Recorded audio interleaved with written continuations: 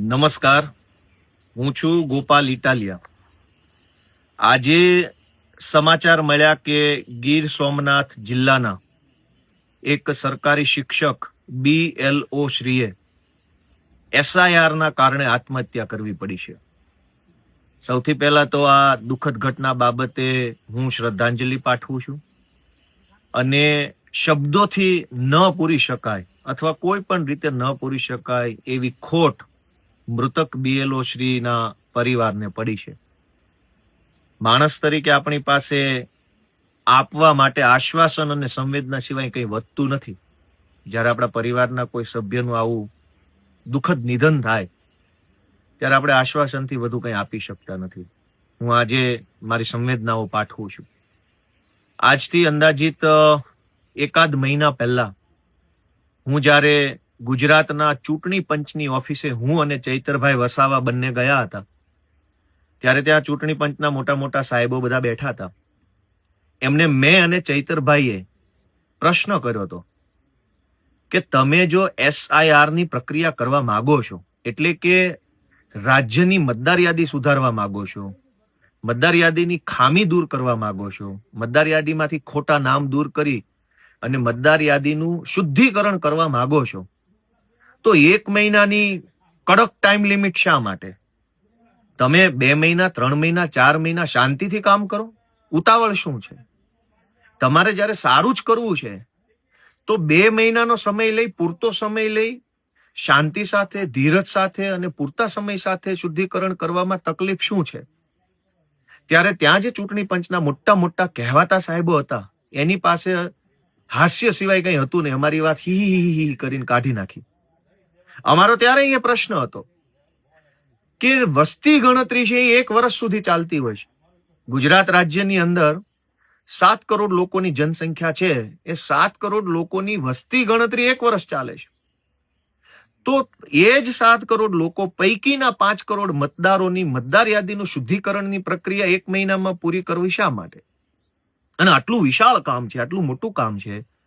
સરકારી તંત્ર પાસે કામ લેવાનું છે. સરકારી તંત્રની કેટલીક મર્યાદાઓ છે. ક્યાંક સ્ટાફની અછત છે, ક્યાંક ટેકનોલોજીની અછત છે, ક્યાંક ટેકનોલોજીના જાણકાર વ્યક્તિની અછત છે. સામે જનતાનો સહયોગ પણ ક્યાંક પૂરતો હોય, ક્યાંક ઓછો હોય. આ બધી પરિસ્થિતિમાં 1 મહિનાની અંદર તમે આવું બધું કરીને શું સાબિત કરવા માંગો છો? એવું સાબિત કરવા માંગો છો કે તમે એટલા બધા કેપેબલ છો કે 1 મહિનામાં ધારો એવું કરી નાખો? અમારી આ રજૂઆતને હસી કાઢવામાં આવી, ઉડાવી દેવામાં આવી. અમે ત્યારે ચિંતા વ્યક્ત કરી હતી કે આપણી પાસે પૂરતી સંખ્યામાં BLO નથી, BLO પાસે અન્ય કામ છે, BLOની સામાજિક, પારિવારિક, શૈક્ષણિક અનેક જવાબદારીઓ નીચે BLO દબાયેલા છે. તો એમને કામ કરવાનો પૂરતો સમય મળવો જોઈએ. આ રજૂઆત આજથી 1 મહિના પહેલા જ્યારે SIR ચાલુ નહોતું થયું ત્યારે મેં અને ચૈતરભાઈ વસાવાએ ચૂંટણી પંચને કરી હતી. આજે જ્યારે હું આ બોલી રહ્યો છું ત્યારે દેશભરમાંથી લગભગ 5 જેટલા BLOએ, કદાચ મારો આંકડો ખોટો ન હોય તો 5 જેટલા BLOએ આત્મહત્યા કરી લીધી છે SIR ના કારણે. જે વ્યક્તિએ પોતાનું જીવન ટૂંકાવ્યું છે એના પરિવારની ખોટ કોણ ભરશે? સરકારને એટલી શરમ નથી કે કરવું જ છે તો 2 મહિના માટે કરો, 4 મહિના, 6 મહિના સુધી ભલે SIR ચાલતું, તકલીફ શું છે? અને આ 1 મહિનામાં શું થઈ રહ્યું છે ગુજરાતભરના, જેમ કે ગીર સોમનાથ જિલ્લાના BLO શ્રીએ આત્મહત્યા કરવી પડી. અત્યારે ગીર સોમનાથ જિલ્લો SIR ની કામગીરીમાં ગુજરાતમાં 2જા નંબરે ચાલે છે. ત્યાંનું જિલ્લા વહીવટી તંત્ર, ત્યાંના કલેક્ટરો ને મામલતદારો જે કોઈ હોય એને ગુજરાત સરકાર પાસેથી મેડલ લેવાનો શોખ જાગ્યો છે પહેલા નંબરે આવવા માટે. અને એટલે છેલ્લા ઘણા દિવસોથી BLO ઉપર પ્રેશર કરે છે કે જલ્દી કામ કરો, 100% કામ કરો, આમ કામ કરો, તેમ કામ કરો, 100% ડિસ્ટ્રીબ્યુશન બતાવો, 100% ડિજિટલ અપલોડ કરો SIR ના ફોર્મને, આમ કરી નાખો, તેમ કરી નાખો. શું કામ? કે BLO ને પ્રેશર કરીને આખી રાત BLO કામ કરે અને એ BLO ના કામગીરીના આધારે જિલ્લાનો કલેક્ટર કે જિલ્લાનું વહીવટી તંત્ર ભાજપની સરકાર પાસે સારું થઈ આવે, મેડલ લઈ આવે કે જો અમે બધા કેટલું બધું સારું કામ કરનારા છે. તમે કેટલું સારું કામ કરનારા છો અમે જાણીએ છીએ. સરકાર બદલાશે ત્યારે તમને મેડલો આપશું. તમે કેટલા સજ્જનો અને કેટલા દુર્જનો છો એ અમને બધી ખબર જ છે. ભાજપના ખોળામાં બેસીને હોશિયારીઓ મારો છો અમે જાણીએ છીએ. પણ શિક્ષક જેવા વર્ગને દબાવો છો તમે કે જે વર્ગ ભોળો છે. શિક્ષક એટલે એક માસૂમ વર્ગ, કોઈ આમ એવું નથી કે તમારી હારે લડાઈ ઝઘડો કરશે. પોલીસ ઉપર દબાણ કરો તો તમને ખબર પડે. શિક્ષક તો સીધા માણસો છે. એટલે ગુજરાતમાં જે કંઈ પણ બીએલઓ શ્રી છે એને મારી વિનંતી છે કે તમારા ઉપર કંઈ પણ કામને લઈને બિનજરૂરી ખોટી રીતનું ગેરકાયદેસરનું પ્રેશર હોય તો તમારી આસપાસમાં આમ આદમી પાર્ટીના જે કાંઈ નેતાને કાર્યકર્તાને ઓળખતા હોય ને એને તમારે જાણ કરો. તમારા ફોનથી કરો અથવા બીજાના મોબાઈલથી કોઈ પણ રીતે પણ અમને જાણ કરો. અમે તમને મદદ કરશું. અમે તમારા ઉપરી સાહેબો છે એને રજૂઆત કરશું. જે કંઈ જનતા માટે કરવું પડે કરીશું. પણ આવું આકરું પગલું કોઈ ન ભરે. મારા પોતાના અંગત ઘણા શિક્ષક મિત્રો છે. હું એનાય સંપર્કમાં છું અનેક લોકોના. એની ઉપર એક એવડું પ્રેશર છે મને ખ્યાલ છે. ચૂંટણી પંચની મીટિંગ થઈ મારી. હું અને ચૈતરભાઈ ગયા ત્યારે ચૂંટણી પંચ સાથે એક એવા મુદ્દા પર ચર્ચા થઈ હતી કે SIR ચાલુ થાય એના 15મા દિવસે સર્વપક્ષી રાજકીય પક્ષોની મીટિંગ બોલાવીશું. એ 15 દિવસ દરમિયાન શું થયું, શું ના થયું, કેમ થયું, કેટલી પ્રોબ્લેમ્સ આવે છે એની ચર્ચા પાછા કરીશું.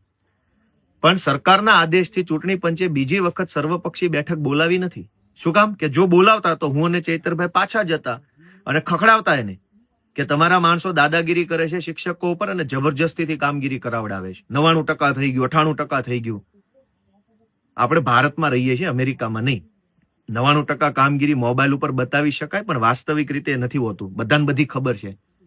પણ સરકારની પાસે સારા થવાની લાઈમાં જે કંઈ ચાલી રહ્યું છે એ ખરેખર ખોટું છે. આમ આદમી પાર્ટી અને આમ આદમી પાર્ટી તો ઠીક છે. ગુજરાતના નાગરિક તરીકે, ગુજરાતના યુવાન તરીકે હું ગુજરાતના તમામ BLOની સાથે છું. ગુજરાતના જનપ્રતિનિધિ ધારાસભ્ય તરીકે ગુજરાતના તમામ BLOની સાથે અમારો પૂરો 1000% ટેકો છે, સહયોગ છે, સપોર્ટ છે. તમામ BLO શ્રીને મારી વિનંતી છે કે કોઈએ પ્રેશરમાં આવવાની જરૂર નથી. કામ કરો છો, સારી બાબત છે, શુભેચ્છાઓ છે, અભિનંદન છે. પણ કોઈ આકરું પગલું ભરવું નહીં.